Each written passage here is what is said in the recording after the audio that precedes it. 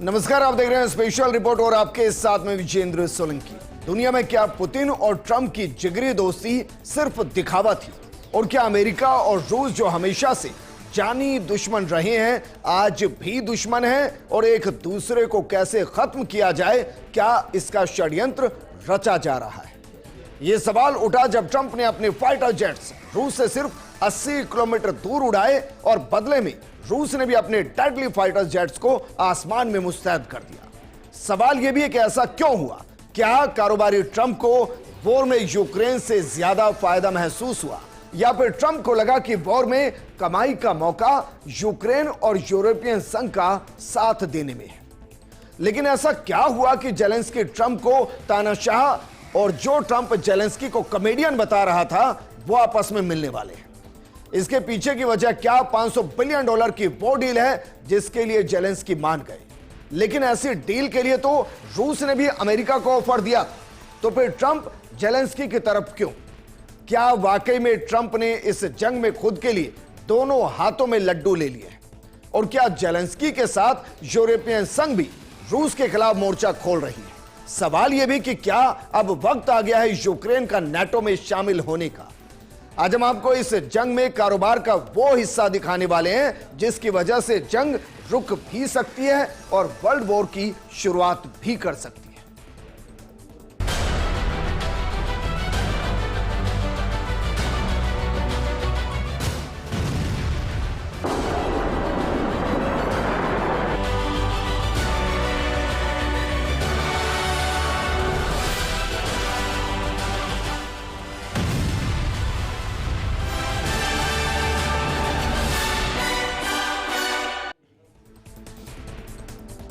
अब जरा सोचिए, जो ट्रंप आने के बाद कह रहे थे कि पुतिन के साथ दोस्ती को तोड़ेंगे नहीं, ऐसा क्या हुआ कि अमेरिका और रूस दोनों आमने सामने हो गए और स्थिति किस तरीके की बनती हुई नजर आई? सबसे पहले जरा इस आंकड़े को देखिए क्योंकि यह अपने आप में महत्वपूर्ण है। अमेरिका का शक्ति प्रदर्शन B-52 बॉम्बर का इस्तेमाल किया गया और कहां पर इस्तेमाल किया गया?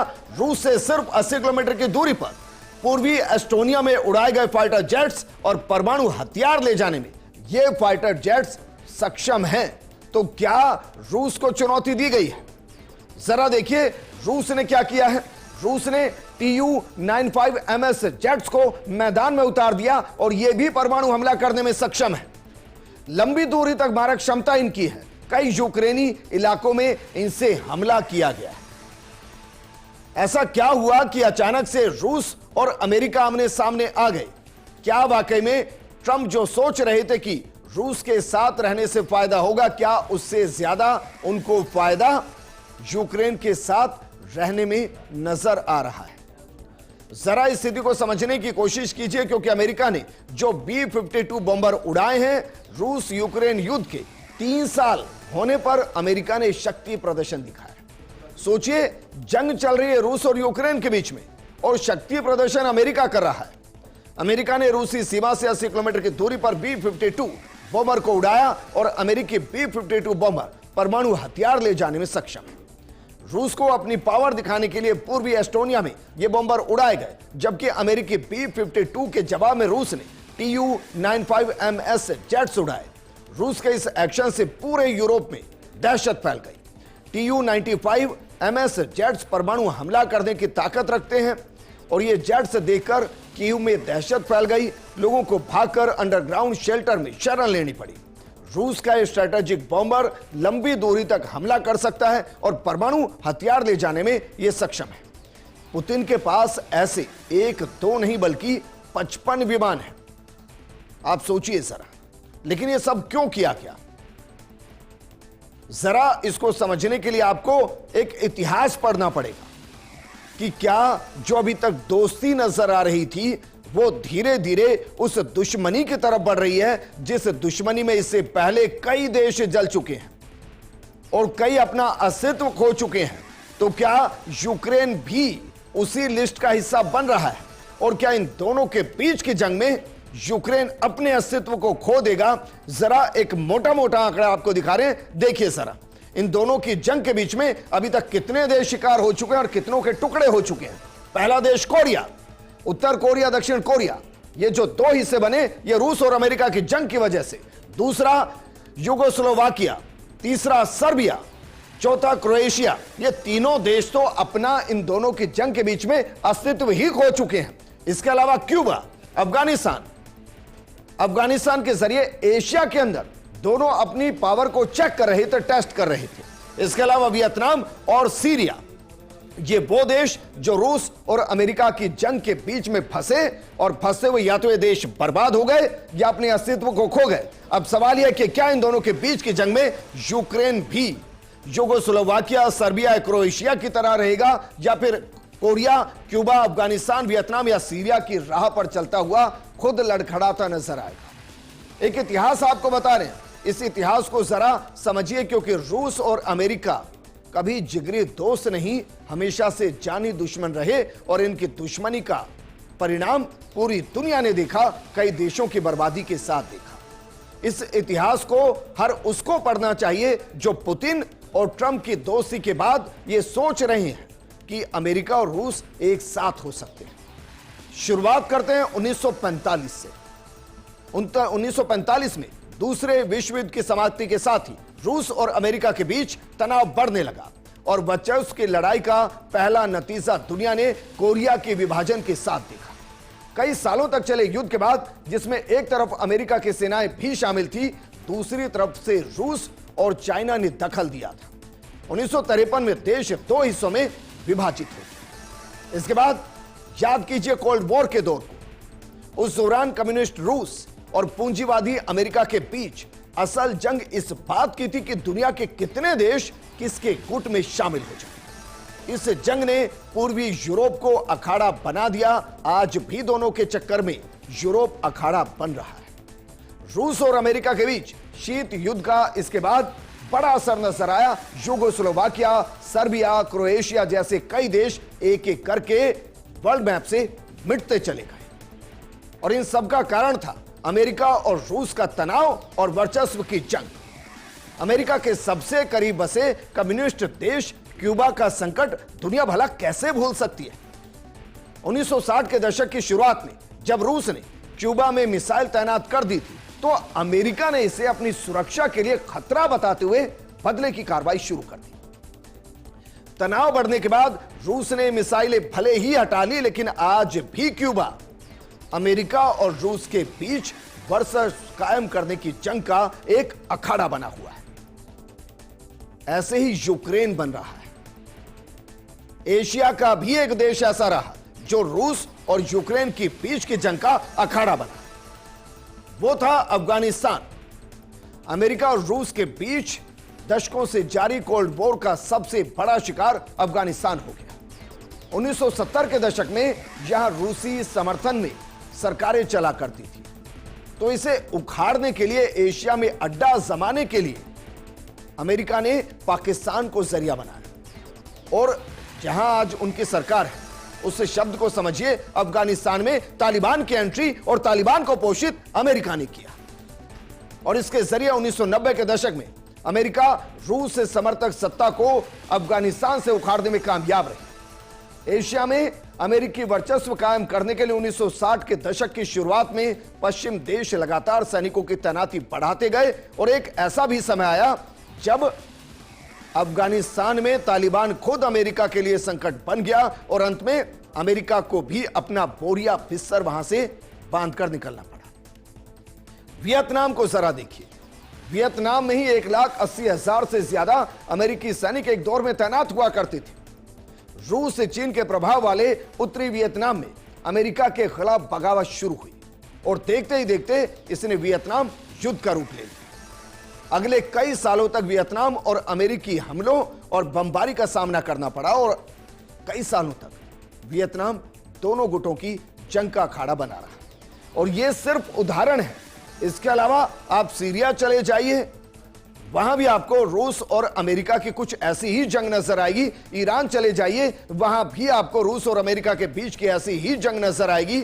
और अब यूक्रेन, क्या इस लिस्ट में एक और नाम यूक्रेन जो कारोबार की वजह से वॉर का हिस्सा बनते हुए खुद को खत्म करने की कगार पर है।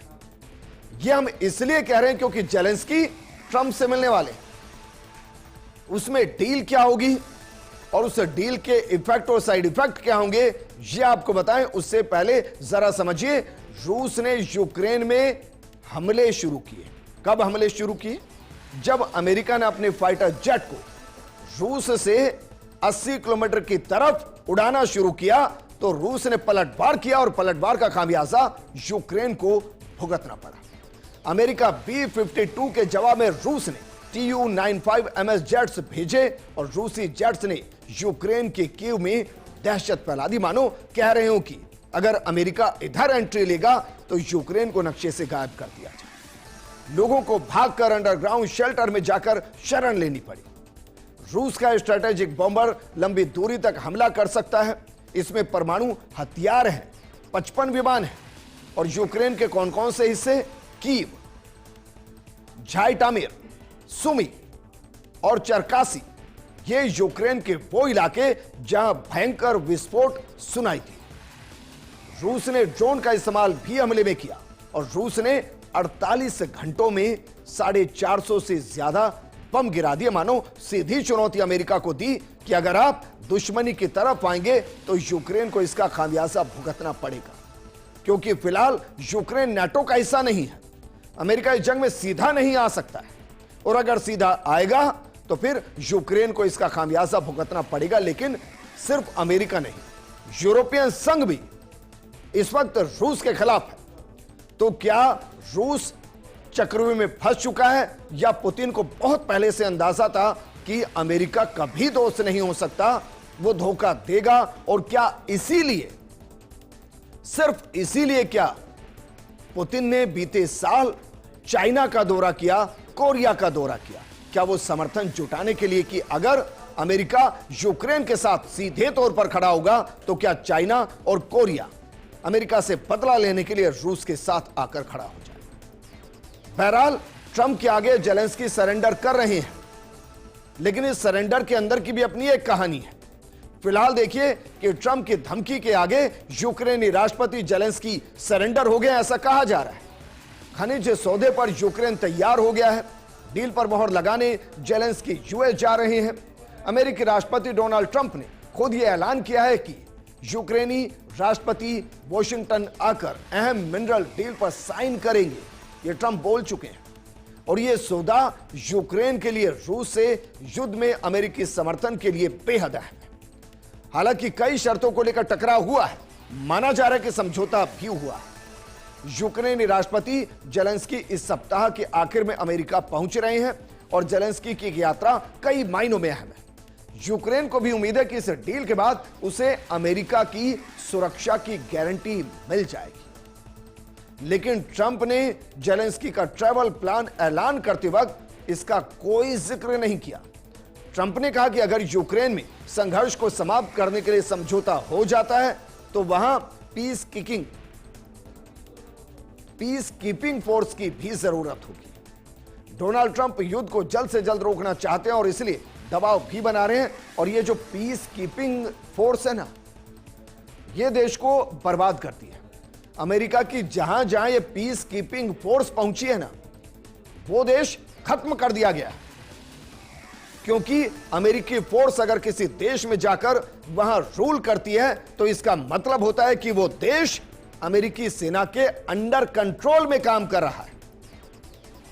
लेकिन क्या जेलेंस्की अगर $500 बिलियन की डील करके आ जाते हैं और इस बात पर भी सहमति करके आ जाते हैं कि अमेरिका की पीस कीपिंग फोर्स वहां जाएगी, तो क्या यूक्रेन अफगानिस्तान नहीं बनेगा? इसकी कोई गारंटी देगा? सवाल यह भी होगा कि क्या अमेरिका यह कहेगा कि ठीक है, आपको नाटो का हिस्सा बनाया जाएगा? नाटो हम इसलिए कह रहे हैं क्योंकि जेलेंस्की ने नाटो को ही चेता दिया है। और जेलेंस्की ने नाटो को चेताते हुए क्या कहा है, जरा इस पर एक नजर डालिए। जेलेंस्की ने कहा है कि पुतिन यूक्रेन के बाद अब एस्टोनिया पर हमला करेंगे। जिन पूर्वी यूरोपीय देशों में रूसी आबादी है या सोवियत संघ के प्रभाव क्षेत्र का हिस्सा थे, वो सभी देश खतरे में हैं।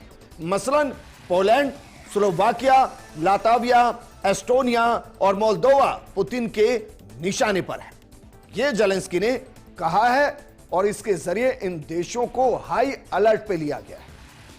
क्या यह वाकई में जेलेंस्की का ग्रेटर रशिया प्लान, जिसके बारे में रूस कहता नहीं है कभी, लेकिन उसको एग्जीक्यूट करने की बात करता है, क्योंकि यूक्रेन पर भी जो रसिया ने कब्जा किया उसके पीछे की वजह यही है कि रूस के बाद जब यूएसएसआर टूटा, उसका सबसे बड़ा हिस्सा यूक्रेन रहा है, और यूक्रेन की 1600 किलोमीटर की जो सरहद है वो रूस के साथ लगती है। लेकिन क्या वाकई में नाटो का भी दबाव अमेरिका पर आ चुका है? क्या यूरोपियन संघ का दबाव अमेरिका पर आ चुका है कि आप इधर आकर खड़ा होइए, क्योंकि इधर रूस तबाही मचाने वाला है? बहरहाल रूस का विमान और नाटो में किस तरीके से घमासान नजर आया, इसको भी समझने की जरूरत, क्योंकि जिस तरीके से जेलेंस्की ने लिखा है, जेलेंस्की के लिखने के बाद नाटो अलर्ट मोड पर है, और सिर्फ अलर्ट मोड पर नहीं है, उसके प्रमाण दे रहा है। सेना को एक्टिव कर दिया गया है, नाटो की जितनी कंट्रीज हैं उन्हें एक्टिव कर दिया गया है, और नाटो की अपनी एक संयुक्त सेना है जिसको एक्टिव कर दिया गया है। यहां तक कि पोलैंड में एयरपोर्ट्स पर जेट्स तैनात कर दिए गए हैं कि अगर रूस हमला करता है तो पोलैंड से जेट्स के जरिए हमला किया जा सके। इसके अलावा परमाणु हथियारों से लैस राफेल जर्मनी में तैनात कर दिए जाएंगे, और इसके बारे में बोल दिया गया है, क्योंकि अगर रूस नाटो से टकराएगा तो फिर यकीनन परमाणु हमले होंगे, और उसको रोकने के लिए नाटो को भी परमाणु हथियारों का इस्तेमाल करना पड़ेगा। और इसके लिए फिलहाल जर्मनी को चुना गया, जहां पर राफेल को तैनात कर दिया गया है और परमाणु हथियारों को उसमें लोड कर दिया गया। ऐसा कहा जा रहा है कि जल्द ये जमीन पर हो। लेकिन दोनों की ताकत को जरा समझिए, नाटो वर्सेस रूस।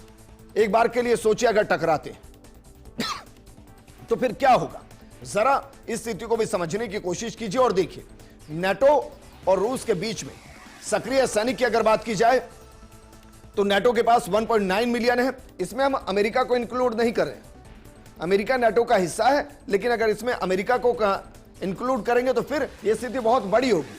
फिलहाल अमेरिका को छोड़ देते हैं, क्योंकि अमेरिका में फिलहाल कारोबारी सरकार है, ट्रंप सरकार है। अगर उसको अंत में रूस की तरफ फायदा हुआ तो हो सकता है कि वो न्यूट्रल हो जाए। इसलिए अमेरिका को छोड़कर जरा देखिए, सक्रिय सैनिक 1.9 मिलियन है, जबकि रूस के पास 1.1 मिलियन है। फाइटर जेट्स नाटो के पास 2400 हैं, जबकि रूस के पास 1370 है। टैंक नाटो के पास 6650 हैं, जबकि रूस के पास 2000 है। यहां आपको नाटो रूस के मुकाबले काफी मजबूत नजर आ रहा होगा, लेकिन अगर जंग नाटो से होगी तो फिर रूस के साथ आप चाइना को प्लस कीजिए और साथ में कोरिया को प्लस कीजिए, और जब इसको आप प्लस करेंगे तो यह आंकड़ा बहुत ज्यादा भारी होगा। और वैसे भी नाटो के अंदर अगर किसी एक देश पर हमला होता है तो यह सच है कि नाटो देशों की सेनाएं उस हमले का हिस्सा होती हैं, लेकिन वो कितना हिस्सा होंगी ये वो देश खुद तय करता है। इसीलिए हो सकता है कि अगर यूक्रेन पर हमला हो तो नाटो अभी फिलहाल एक्टिव नहीं हो सकता, क्योंकि नाटो का हिस्सा यूक्रेन है ही नहीं। अब सवाल यह खड़ा हो रहा है कि जो ये जंग शुरू हुई इसमें रूस की स्थिति साफ है, वो चाहता है कि यूक्रेन नाटो की डिमांड को छोड़ दे। अमेरिका की स्थिति साफ है, वो इस वॉर में कारोबार को ढूंढ रहा है, जिधर फायदा होगा उधर अमेरिका होगा। इसमें जो फंसा हुआ है वो यूक्रेन है, उसकी स्थिति बिल्कुल साफ नहीं है। और क्यों साफ नहीं है? क्योंकि एक तरफ रूस है जिसने उसके कई शहरों पर कब्जा किया हुआ है, और दूसरी तरफ अमेरिका है जो उसको कब्जाना चाहता है और उसको कब्जा कर ही उसकी सुरक्षा की डील करना चाहता है। लेकिन जिस खनिज और मिनरल्स के लिए इस वॉर में कारोबार को तलाशा जा रहा है, उसमें रूस के कब्जे में यूक्रेन का एक बड़ा हिस्सा है जिसमें खनिज है। यूक्रेन की कुछ खनिज क्षेत्रों पर रूस ने कब्जा कर रखा है, और यूक्रेन की अर्थव्यवस्था में मंत्री यूलिया के अनुसार मौजूदा समय में रूसी कब्जे वाले क्षेत्र में 350 अरब डॉलर के खनिज संसाधन है। रूस ने यूक्रेन की 63% कोयला खदानों और उसके आधे मैग्नीज, सीजियम, टेट्लम और दुर्लभ खनिज भंडारों पर कब्जा कर रखा है। सैकडेव के प्रिंसिपल डॉक्टर रॉबर्ट मुगर का कहना है कि ऐसे खनिज भंडारों पर कब्जा करके मॉस्को यूक्रेन को न केवल राजस्व नुकसान पहुंचा रहा है बल्कि उन संसाधनों के आधार पर वैश्विक आपूर्ति श्रृंखलाओं को प्रभावित कर रहा है। अब सवाल यह खड़ा हो रहा है कि क्या रूस ने जो डील या पुतिन ने जो ट्रंप को ऑफर किया कि भाई हम भी तैयार हैं, क्या वो इसी इलाके के लिए तो तैयार नहीं है कि देखिए इस पर हमारा कब्जा है, आप आइए इस कब्जे को आप लीजिए, आप यहां पर डील कीजिए, बाकी यूक्रेन हमारे लिए छोड़ दीजिए। यह इसलिए क्योंकि ट्रंप को बाकायदा पुतिन ने भी बड़ा ऑफर दिया था। यूक्रेन से तनातनी के बीच रूस ने अमेरिका को एक बड़ा ऑफर दिया था। रूसी राष्ट्रपति कार्यालय के अंदर से कहा गया था कि रूस के पास बहुत सारे रेयर अर्थ मेटल्स यानी दुर्लभ मृदा खनिजों का भंडार है। अगर अमेरिका चाहे तो रूस उसके लिए समझौता करने को तैयार है। क्रेमलिन के प्रवक्ता दिमित्री पेस्कोव ने कहा था कि रूस के पास अपने धातु भंडार को लेकर अलग प्लान है, लेकिन अगर राजनीतिक इच्छा शक्ति दिखाई जाती है तो रूस अमेरिका के साथ सहयोग करने के लिए तैयार है। इससे पहले राष्ट्रपति पुतिन ने कहा था कि रूस आने वाले समय में रूस अमेरिका आर्थिक समझौते के तहत अमेरिकी भागीदारों के साथ अलग अलग प्रोजेक्ट्स पर काम करने के लिए भी तैयार है। रूस के इस ऑफर पर अमेरिकी राष्ट्रपति ट्रंप ने भी अपनी प्रतिक्रिया दी थी। व्हाइट हाउस में पत्रकारों से बात करते हुए उन्होंने रूस के साथ रेयर अर्थ पर समझौता करने में रुचि दिखाई और ट्रंप ने कहा कि मैं रूस के खनिज खरीदना चाहूंगा। अगर हम ऐसा कर सकते हैं तो उनके पास रेयर अर्थ का अच्छा भंडार है, यह एक अच्छी बात है। अमेरिकी भूवैज्ञानिक सर्वेक्षण के आंकड़ों के अनुसार चीन, ब्राजील, भारत और ऑस्ट्रेलिया के बाद रूस के पास दुनिया का 5वां सबसे बड़ा रेयर अर्थ मेटल्स का भंडार है। लेकिन क्या वो अपने अर्थ मेटल को अमेरिका को देना चाहता है या यूक्रेन के जिस हिस्से पर वो कब्जा कर चुके हैं उसको वो अमेरिका को देना चाहता है? अब जरा इस स्थिति को समझने की कोशिश कीजिए। यूक्रेन के एक हिस्से पर रूस का कब्जा है। कहीं यूक्रेन से जेलेंस्की अमेरिका यूं ही तो नहीं जा रहे हैं, क्योंकि वो जानते हैं कि इस पर तो पहले से ही रूस का कब्जा है, इसको छुड़ाया नहीं जा सकता। तो चलिए अमेरिका के साथ डील करके आते हैं, इस हिस्से में उनके साथ डील करके हिस्सा उनको देते हैं ताकि अमेरिका रूस को उस कब्जे वाले इलाके से बाहर करे और वो बाय डिफॉल्ट रूस हार जाए और यूक्रेन जीत जाए।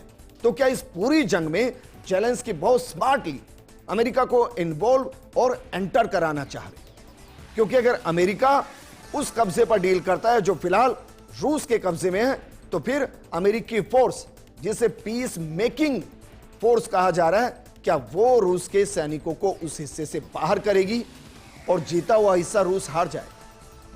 दूसरी तरफ इंटरेस्टिंग चीज देखिए, रूस जिस हिस्से के लिए डील करना चाह रहा है कहीं वो हिस्सा तो नहीं जिस पर उसने कब्जा किया हुआ है, और वो चाहता है कि अमेरिका यहां आकर दोहन करे ताकि यूक्रेन लड़ने की स्थिति में ही ना बचे और उस पर कभी अपना दावा ही ना ठोक पाए। इन सब के बीच में यूक्रेन फंसा है, लेकिन यूक्रेन की जमीन को लेकर ही यूक्रेन डील कर रहा है और यूक्रेन की जमीन को लेकर ही रूस डील कर रहा है।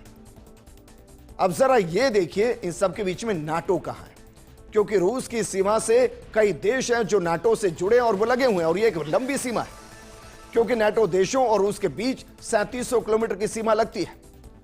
नॉर्वे और रूस के बीच 1900 किलोमीटर की सीमा सबसे लंबी है। अजरबैजान और रूस के बीच 30 किलोमीटर की सबसे छोटी सीमा है। वर्तमान में नाटो के 13 देश रूस की सीमा से सटे हुए हैं, और ये देश कौन कौन से हैं?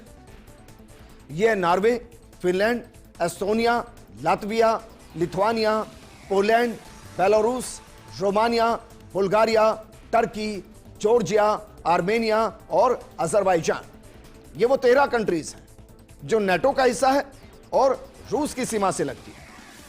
अब जरा यह देख लीजिए कि यूक्रेन की सीमा से लगे नाटो देश कौन कौन से हैं, क्योंकि अगर नाटो इसमें इन्वॉल्व होगा तो यह बहुत महत्वपूर्ण है कि यूक्रेन से लगती सीमाओं से देश कौन से हैं और रूस से लगती सीमाओं से जुड़े देश कौन से। जो यूक्रेन से लगते हैं उनमें 3 बड़े देश हैं, उसमें पोलैंड है, रोमानिया है और स्लोवाकिया है। जरा देखिए ये 3 देश हैं जो यूक्रेन की सीमा से लगे हुए हैं। लेकिन यहां सबसे महत्वपूर्ण जो है वो दरअसल ये है कि अमेरिका चाहता क्या है। और अमेरिका अपने लिए इस डील में कारोबार कैसे देख रहा है, क्योंकि अब जो वॉर छिड़ी हुई है, ये वॉर वर्ल्ड वॉर भी हो सकती है और ये वॉर रुक भी सकती है। बस फर्क कितना है? फर्क सिर्फ इसमें कारोबार का है। अगर अमेरिका रूस के साथ कारोबार करता है तो ये वॉर रुक जाएगी। अगर अमेरिका यूक्रेन के साथ वॉर करता है तो मान लीजिए ये वॉर और बड़ा रूप लेगी और इसमें कई देशों की इन्वॉल्वमेंट है, क्योंकि इसमें वॉर में संप्रभुता कम और फिलहाल अमेरिका का कारोबार ज्यादा बढ़ गया है। और जहां जहां अमेरिका का इंटरेस्ट बढ़ता है वो देश या तो वर्ल्ड मैप से खत्म हो जाता है या बर्बाद हो जाता है, और यूक्रेन उसी लिस्ट में आके बढ़ रहा है। इस प्रोग्राम में फिलहाल इतना ही। नमस्कार।